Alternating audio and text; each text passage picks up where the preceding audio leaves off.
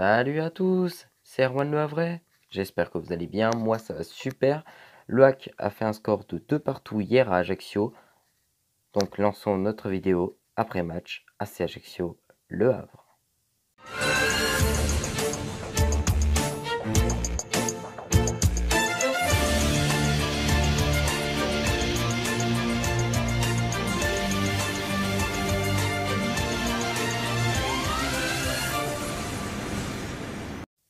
Alors donc le premier point qu'on va aborder donc dans cet après-match, c'est qu'on va faire un petit résumé. Voilà, je vais faire un petit résumé court de cette rencontre et après je vais un petit peu donner mon point de vue sur la formation havraise, les bons points, les mauvais points, et puis on notera les joueurs. Je vais noter donc les 11 joueurs plus les 3 qui sont rentrés, une note qui sera sur 10. Alors c'est parti, donc coup d'envoi du match à 20 h au stade François Coty. Le Havre a souvent fait des mauvaises entames de match lors de ses premiers matchs amicaux en juillet dernier. Alors c'est vrai que ça a été très difficile aussi ce début à Ajaccio. Le Havre a de nouveau fait une entame assez pourrie. Et c'est pour ça que Gaëtan Courtet, l'attaquant de l'AC Ajaccio, arrive à ouvrir le score au bout de 5 minutes de jeu. Pour le reste donc de cette première période, rien de vraiment de spécial. Il faudra attendre plutôt la seconde période pour voir un peu plus de spectacle, notamment l'égalisation de Tino Kadewere sur un penalty. Donc but pour Tino Kadewere, donc ça fait un partout et 3 minutes après le Havre gagne 2-1 et à 10 minutes de la fin, tout s'est mal passé pour le Havre parce que il y a penalty pour la Ajaccio, donc deux partout. Et puis carton rouge pour Yacouba Koulibaly qui a reçu un deuxième carton jaune. Si j'ai des points de vue à donner sur certains joueurs du style Jamal Thierry qui a un petit peu provoqué les supporters de la Ajaccio, bien sûr cela n'est pas un exemple, hein, ce qu'a fait Jamal Thierry. Pour le reste, Tino Kadewere qui célèbre de la même façon que Memphis Depay. On sait que c'est une célébration qui avait déjà fait polémique dans le passé pour cette rencontre à Sélection Le Havre. Je ne suis pas forcément contre cette célébration. Tino Kadewere, voilà, qui a rien à se reprocher, pardon. Pour moi, c'est juste Jamal Thierry, avant de frapper penalty, un petit peu provoqué les supporters de la CA. On sait que c'est des supporters relativement dangereux et qu'il y aurait pu avoir envahissement de terrain. Heureusement, la catastrophe a été évitée, même s'il y a eu une petite bagarre générale qui n'a pas duré longtemps, heureusement. Alors oui, bien sûr, j'ai quelques petits regrets que le Hack n'a pas réussi à gagner cette première journée. Euh, Surtout que Tino Kadewere avait réussi à marquer le but de la victoire à la 76e minute, ce qui veut dire qu'il n'y avait plus que 14 minutes à tenir, sauf que le Havre a été un petit peu trop agressif. Voilà, le problème c'est que le Havre a été irrégulier, je trouve, pendant cette rencontre. On fait une première mi-temps assez pourrie, on est timide, on n'ose rien faire, on subit. Et cette seconde période, elle a totalement été débridée. Voilà, on a bien joué, on a été agressif, mais trop. Voilà, on a trop voulu le rentrer dedans. Voilà. Pour le penalty de la CA, bien sûr qu'il y a penalty. Donc, on s'est un petit peu puni tout seul. Maintenant, le match nul, pour moi, il me satisfait. Franchement, un match nul, je suis content. Déplacement à la CA, quand tu as un point à la CA, t'es content. T'es content. Maintenant, il va falloir une grosse victoire la semaine prochaine contre Niort au Stade Océane. Et ça, on y sera obligé. Surtout que Niort apparemment a aussi perdu son premier match, donc ça risque aussi d'être difficile parce qu'ils auront envie certainement de gagner le prochain pour se remettre dedans.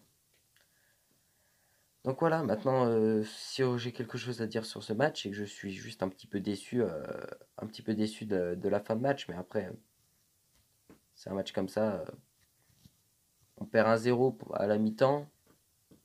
Je pensais pas que le Havre allait réussir à faire une seconde période aussi belle, donc un point c'est satisfaisant. Donc maintenant, je vais noter donc les joueurs, donc leurs notes sur 10 sur cette rencontre. On va commencer par l'homme du match pour moi. Personnellement, l'homme du match a été Tino Kadewere, voilà. C'est lui qui marque les deux buts du Hack. Donc oui, il a fait un très bon match. Donc ouais, Tino Kadewere, homme du match, avec une note 10 sur 10.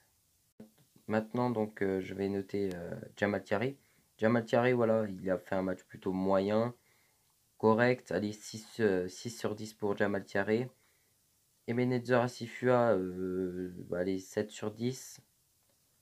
Jean-Pascal Fontaine, il a fait plutôt un bon match, mais les corners et les coups francs, il les a pas bien tirés.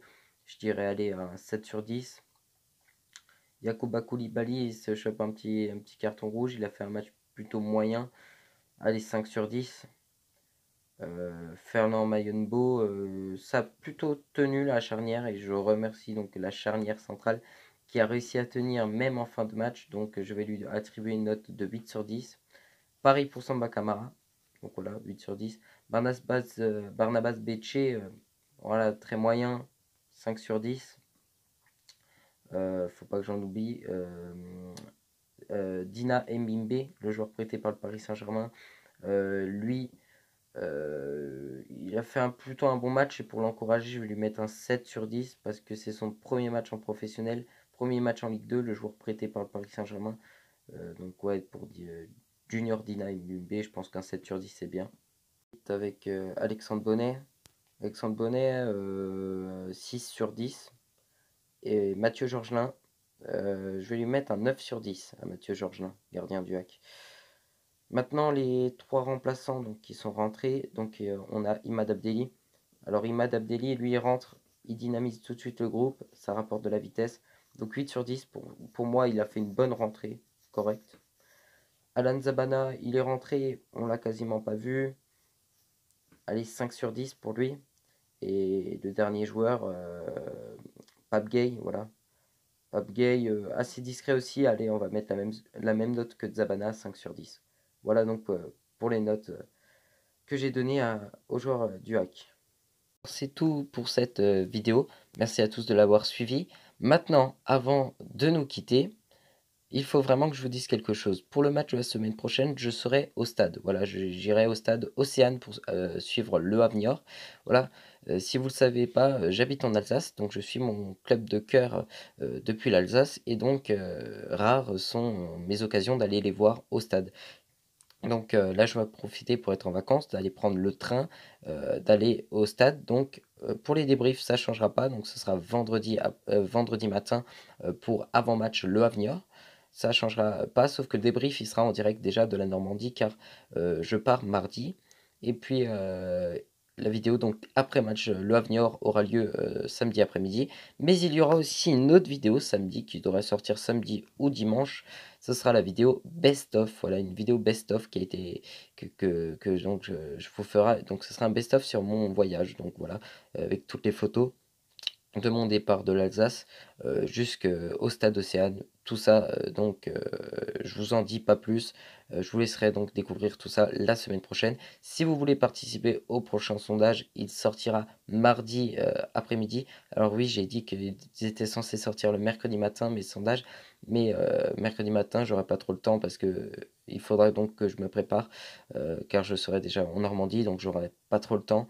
Donc, si vous voulez participer au prochain sondage, ajoutez mon Insta, Erwan Le Havret, et puis vous pourrez y participer. Ça sort mardi après-midi. Allez, bisous les amis, n'oubliez pas, je vous aime. Commentez, likez, bisous.